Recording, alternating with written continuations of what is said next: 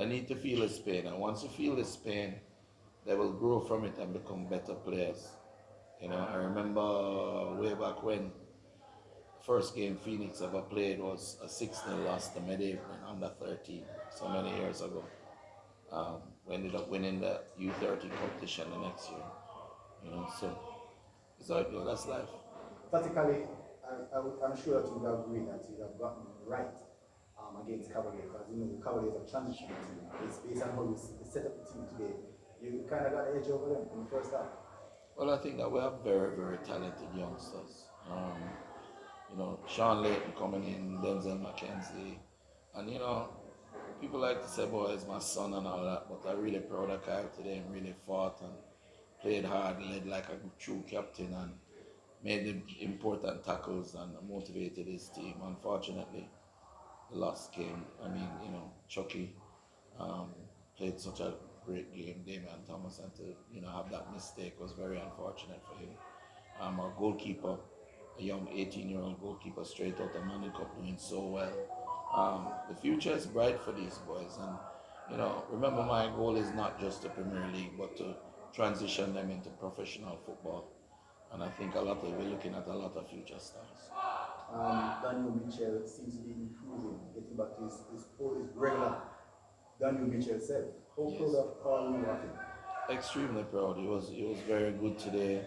He's fighting. He's losing the weight. He's coming back from a very damaging knee injury. He had to have surgery, and he even came back too early actually to help the team. And all of them. I mean, when you look at him, Maggie's playing, slightly injured and doing the best that he can, and he's been made a difference in the team. You know, it's unfortunate, and congratulations to Cavaliers, you won this one, and time is the master. And the Sandal performer I saw in the game was Victor Vance. He was up and down like on the field like almost like as a wing back. He decided to sacrifice himself to try and get this 3 points today. Yeah, he's a wing back, but he was playing wing back because he played four at the back, but he was also exceptional going forward, and I really was proud of him. He did very well. It shows his quality, his class. He has a lot of size, and many strong teams are going to be looking for him for the transfer window coming up. So then even Robinho Gordon was exceptional today. As usual, playing in 3, 4, 5 positions and giving us what we needed. So happy. Yes, coach, you seem to be getting back in the game in the second half with that goal. But how disappointing was it to concede that third goal?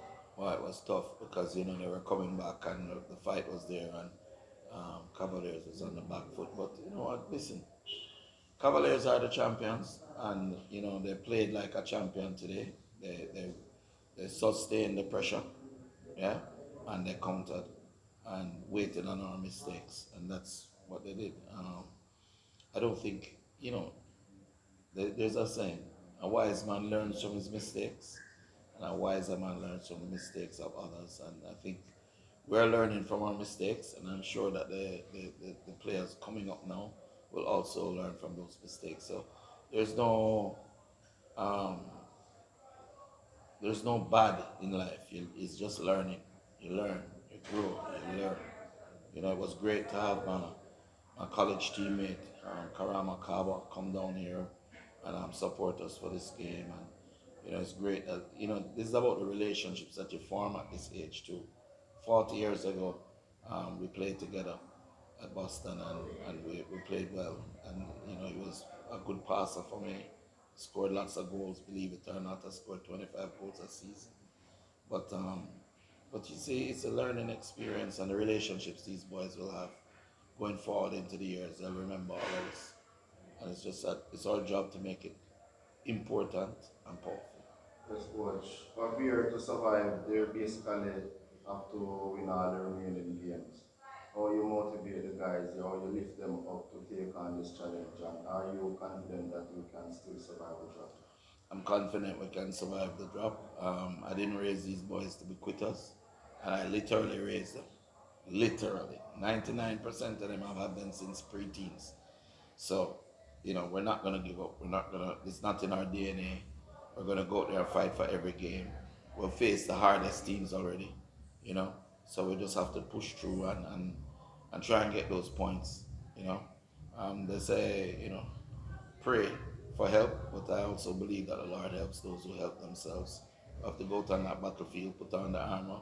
A lot of people with injuries, patch them up and go out and fight. And that's what you do. And maybe God will bless us, or maybe we'll have to learn from it and grow, you know. So how you lift the spirits in the camp now? We see the heads kind of dropping at this game. What to do to motivate them and get the fire burning in their bellies to take on the final few games? Well, remember, the Premier League is not the beginning and end for us. We're developing players for transferring to professional clubs overseas. So this is a good learning experience for them. They won't make the same mistakes again twice. And I'm telling you, I've looked at them and these boys haven't made the same mistakes twice. They are learning from it and they're growing from it. Carlton Brown also played exceptional at centre forward when he came on.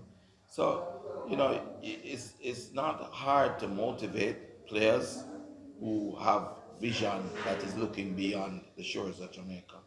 We want to just honor the community of Vere and keep them up at least. That's the most important thing. I don't like when people put their faith in me and I let them down. I don't like that I don't sleep well at night with that. So the people of here, I do my best and we're gonna try to stay up for it. But just in case that happens, coach, would you, based on the experience, would you envision a speedy return to the Premier League and even a stronger Vere Phoenix from there on?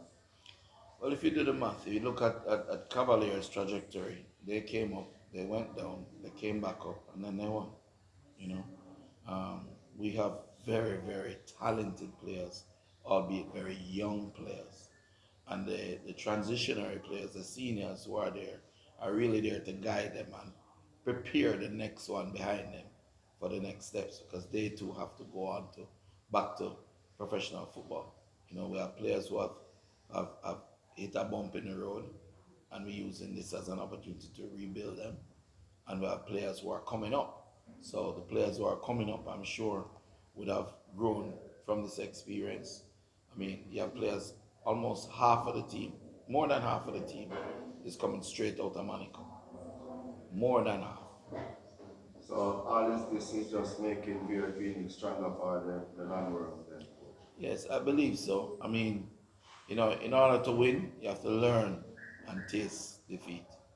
You know, Final coach, as you rightly said, there's light at the end of the tunnel for Vere Phoenix and the project. So what is your message toward for the fans and all the supporters? well, they say the true mark of a person's character is not how he behaves when things are going great, but who stands with you when things are down. You know, it has been an honor to represent the community of Vere. It's been an honor to work with people like Mr. Mullins. It's been an honor to work with the cousins, and it's been an honor to coach this team and be a part of this team. It's been an honor to be around Lenny Hyde and to learn from him. And we've been friends for many, many years. And I'm not asking the fans. You can say whatever you want. If you want to cuss every game, that's fine. But we still love you and we appreciate being able to play for you and represent you and put all the badge on our chest. Okay, coach, all the best going forward.